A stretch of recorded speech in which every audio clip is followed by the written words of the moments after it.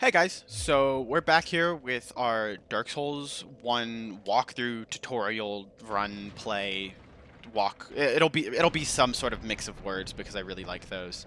Um, it'll be our walk run. This will be the walk run for Dark Souls. But yeah, so we're gonna just be trucking on along. Coming up is the game's first major glitch. Um, you want to make sure that you get through before this guy pulls this lever because then he drops the gate and that's really annoying. We're actually going to do a bit of a safety strat with this. We're going to run back and open the gate again because once you open the gate, they'll never close it again. And that just means if we die in this next area, which is decently likely because I'm not very good at this glitch, or right here actually. There we go. Basically, you can just run through that door. Otherwise, the gate will be closed, and you have to go around, and it's really, really slow and really monotonous. You have to go through a bad area that's hard to get through. It's not good. But yeah, area is going to be the first major glitch that we do, and it's going to be pretty wacky. I'll explain how we do it, and then I'll explain what it is once I get it. I'm probably going to have to cut. Once I do get it. I'm actually going to save quit, and this is a bit of an exploit that is used a lot. It just resets all enemies to where they are, by default. It de-aggroes them and puts you near where you started. So we had a whole bunch of enemies chasing us, but now you'll see we don't. So the first thing we want to do is we want our east-west shield in our left hand, and we want our right hand empty. Okay, so you'll see these pillars. There's 1, 2, 3, 4, 5, 6, and then 7 at the bottom. We want to be right below this this one. So right on this ledge. So 3 from the bottom and 5 from the top. And what we're gonna do is we're gonna bait this guy over here. So just one of them. He's gonna follow us. We're gonna go on the right side, and then we're gonna go down to this pillar. Or is it, wait, 1, 2, 3, 4, 5, it's this one. We're going to go right below it, and then he's going to come up to us. And we're going to bait him over here, and then we're going to counter him and do that. And if we're in the right spot, what we did there, we just did I think it's a parry into a counter. If we're into the right spot, we will do a bit of a weird glitch, which I'll explain what it is when we get it. But basically, you want to parry with your shield, and then counter with your fist. And you want to be right below that pillar. So I'm gonna cut, and whenever I get that, I'll get back to you guys. It'll be wacky, and I'll explain what's going on. So see you then.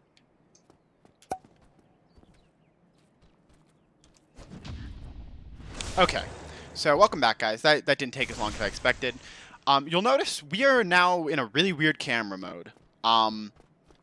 And the character control is different. It's hard to convey, but essentially think tank controls where up is forward and any degree left or right of up turns you in that direction. So if I hold right, I do this, which is really bad. Oh, God. So, yeah, we're now in tank controls, and we're in, I think, what's called death cam mode. So you notice we can't see through the floor.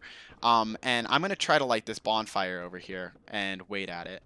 And if I can't, then I'm going to have to redo the glitch, but that's okay. I can't find the bonfire. I think might be down. I'm going to actually cut until I get the bonfire because this is proving more difficult than it should.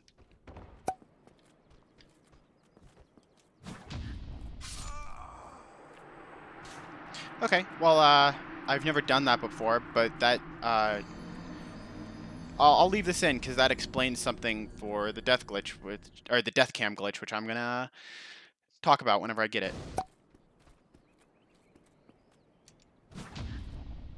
Okay, so welcome back, guys. You saw from that last clip, basically whenever I did the counter, I was too close to the wall, so whenever I parried him, I fell out of bounds. And that basically, that gives a good, oh god, I can't see anything with this angle. The angles you get for this are different sometimes, just depending on what angle you're at whenever you counter them, so that's kind of weird. But yeah, basically, and then the bonfire should be right here.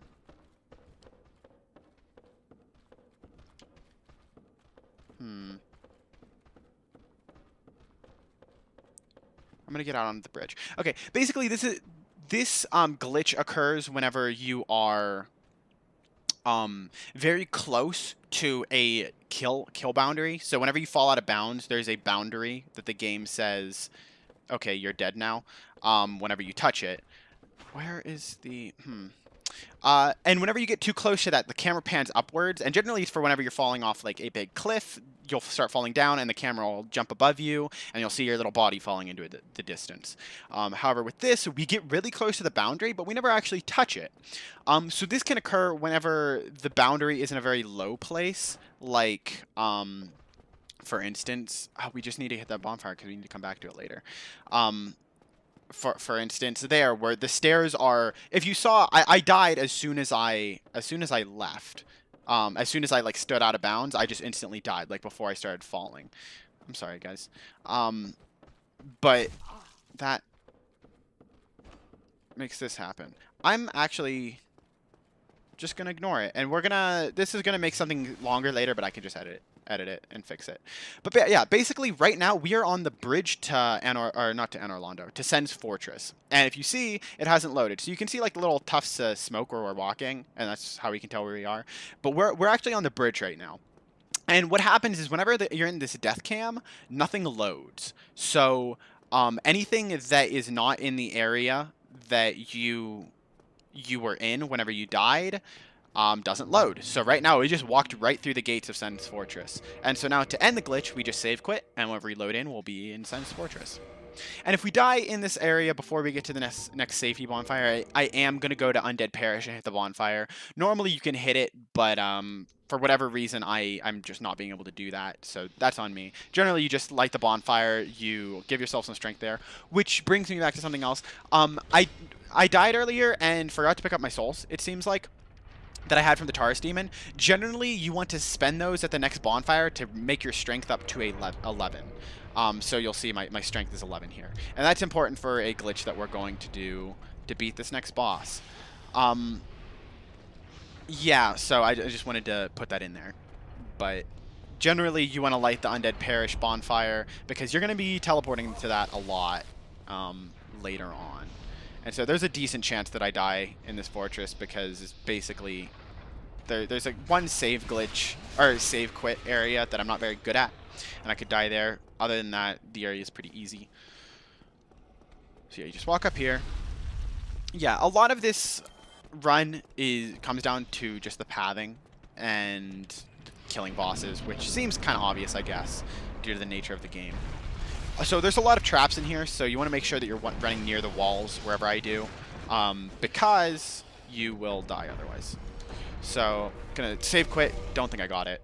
I don't think I got it. Basically, if you save quit there quickly enough, the boulder will despawn and you can just run up the stairs. I don't think I got it, so I'm gonna have to redo that area.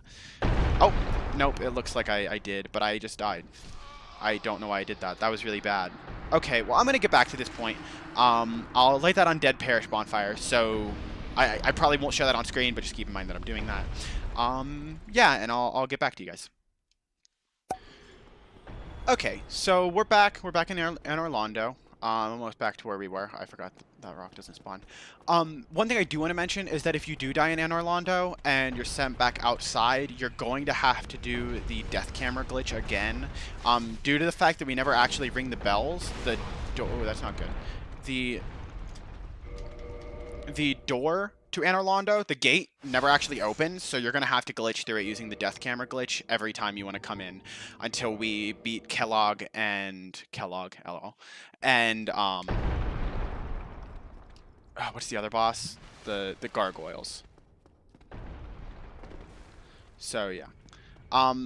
Yeah, once you do the save quit glitch, you can just come up these stairs.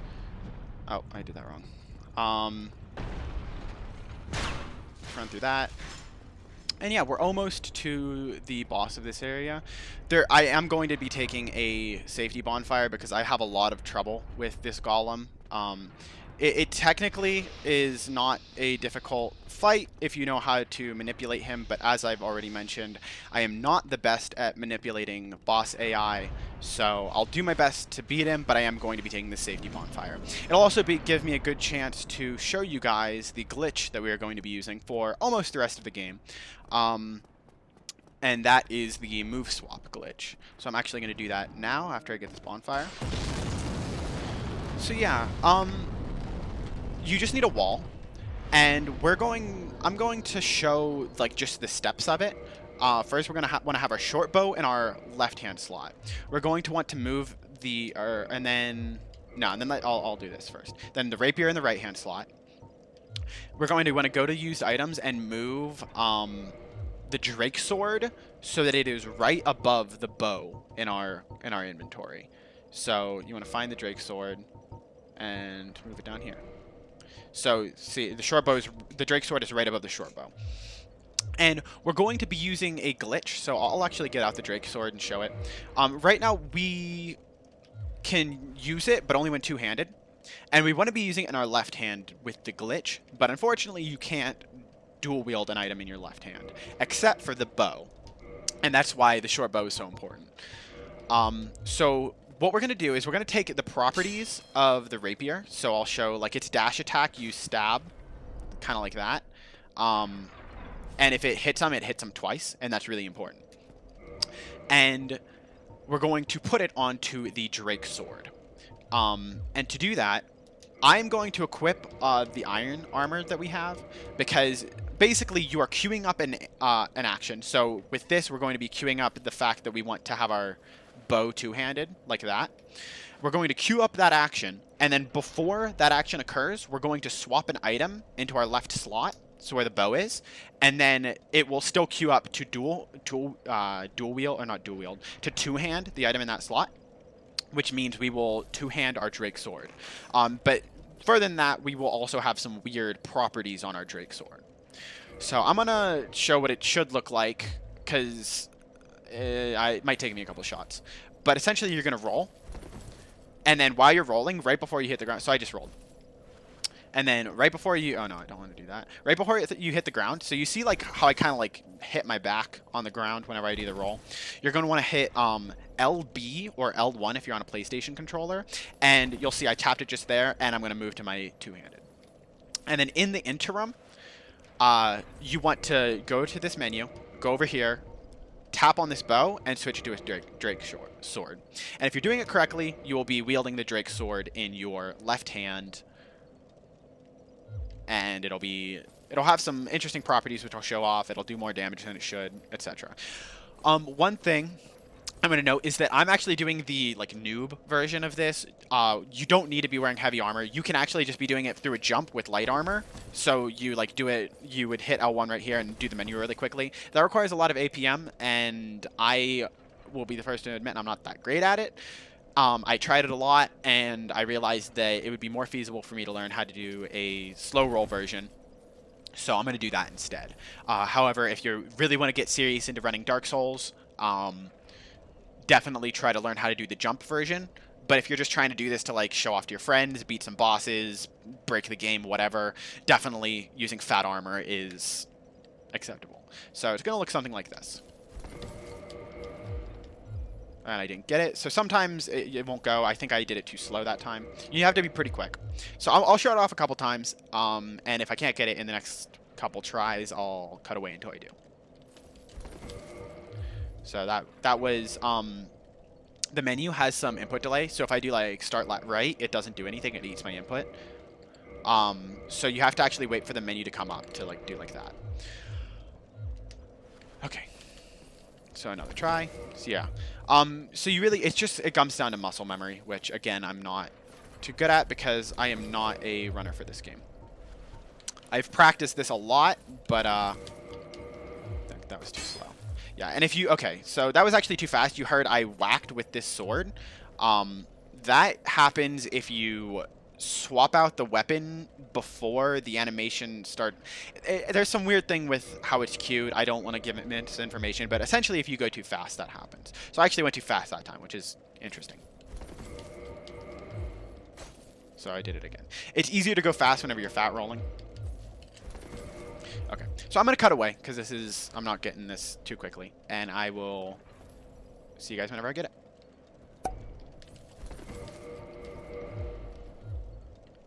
Okay, so that one did it. So you'll see the Drake sword is in my left-hand slot. My rapier is in the right. So whatever item is in the right-hand slot is the properties of the weapon you're going to use. So you'll see if I do a dashing attack with the Drake Sword, I'll do like a double stab. It has some different mechanics. It uses the damage of the Drake Sword, which, if you check, is really, really high compared to... if I can find it. Oh, maybe it's not over there. Oh, I can't. I have to go to the menu. If I try to edit any of my weapons, then it'll break the move swap. I'll link a video below that gives a very detailed tutorial on how to do it, the different methods, different outcomes that you're getting. Really good. I highly suggest you guys check this out. But yeah, if you notice, my Drake Sword has 200 attack. The Rapier has 73. So it's over double, and it uses our strength, which doesn't really matter, but it'll matter in a bit. But yeah, so now we're going to go kill a boss. And I'm going to try to beat this boss quickly. If I don't, I'll probably end this video and start off the next one with me beating it. I'll explain the strat in this one, but I don't want to waste your guys' time. So yeah. So the next enemy we're gonna fight is the Iron Golem, and he's resistant to, I believe, to everything except for magic. I know he might be resistant to a certain element or something, but I know he's particularly susceptible to magic. However, we're not doing a magic build, so he's pretty hard, unless. And yeah, you see, we were barely scratching those guys before, and now we're dealing over half their health. However, this guy resists a lot of physical damage, so he's going to be a problem. We want to run up here to the left side, because he always does that wind blast. I'm pretty sure this guy has manipulatable patterns that you can bait out. But basically, no, we want to be doing these dash attacks. Oh, that's bad. We want to be doing dash attacks at his legs, and we want to target a specific leg. And eventually, once we hit him enough, he will start to stagger. And then if we deal enough damage, or deal enough poise damage, rather, I think, is what the value is, he'll take a big step back. And if he doesn't have anything behind him, he'll just fall right off. And so if you do this boss correctly, I think it takes like 30 seconds. This is probably my weakest boss, and probably the weakest part of the game for me, which I'm not super great, so bear that in mind. However, if you really want to take the time to learn this boss, learn his patterns, I'm pretty sure you can manipulate him so that you can get him in like 1 or 2 cycles very quickly. So I'm going to give it another try, and I'll end off with that. Yeah, I don't really know. I know there's a summon that's really, really good against this guy, one of the AI summons. I don't think those are legal, and also they're not as interesting to do, so not using that. But yeah, most people I think just use magic or use a stagger one. It's not a glitch, but this boss, because this is how you're supposed to beat him, is a bit well known. Probably not as well as the glitch for... Oh, we can't run too high up here because there's a big old golem dude. Not a golem, but a giant who is throwing fire bombs down at us. So we can't do that. Okay, yeah, so we have him staggered, and he probably won't fall this time, honestly, because there's nothing, like, he's just going to take a step back. But we can get some more damage on him. So yeah, he takes a big old fall like that, and we can get some damage on him. It doesn't super matter, but you can kill this guy conventionally. It's just slower. The best strat is to get him to fall off. Oh, I'm probably going to die here.